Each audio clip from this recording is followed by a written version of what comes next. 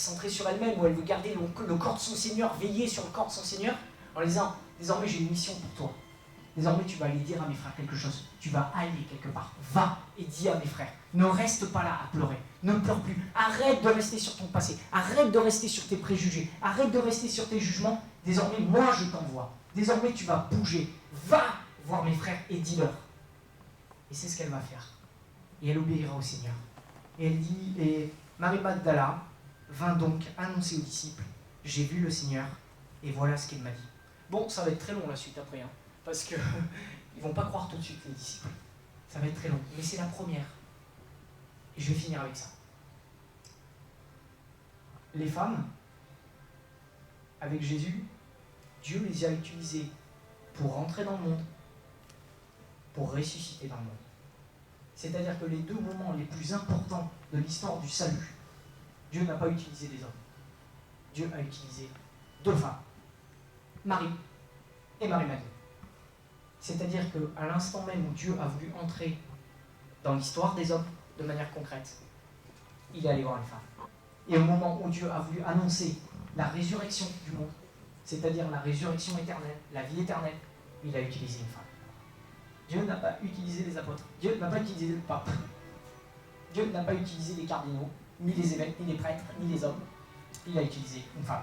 C'est pour ça que je trouve que l'évangile de la résurrection ne devrait absolument pas dans l'Église catholique être proclamé par un homme, mais on est d'accord. Et oui, parce que ce sont les femmes qui proclament la résurrection dans l'Évangile. Et c'est une réalité.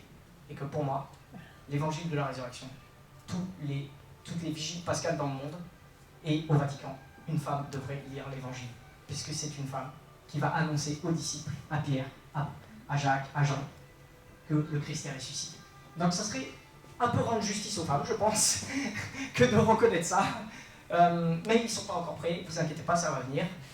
Bientôt, sûrement. Vous avez dit ça. Nous sommes très lents à croire, et l'Église est très lente à se convertir, mais ça viendra, nous pensons qu'un jour ça viendra.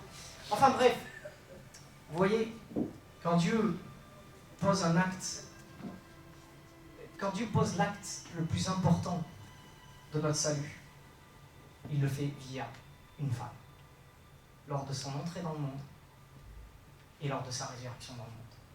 Les deux actes, il le fait avec une femme. Et vous voyez, Dieu a vraiment cette relation atypique et belle, qui est qu'il est toujours, Jésus vient toujours dans rétablir la situation, le lien, la situation, la relation d'une femme avec le monde, avec son corps, avec son cœur.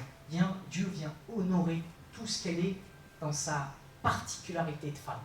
Et vous voyez que Jésus n'est pas passé à côté. J'aurais pu en citer, je vais m'arrêter, mais j'aurais pu en citer d'autres encore. Qu'on soit clair, j'ai pas fait le tour. Et par exemple, vous avez vu que j'ai pas trop parlé de Marie. Bon, on la connaît bien, mais j'aurais pu aussi parler de Marie. Mais vous voyez que Jésus a eu une relation avec les femmes très particulière et très belle, parce qu'il a honoré leur cœur. Dieu n'est pas passé à côté. Et c'est ce que je voulais vous dire.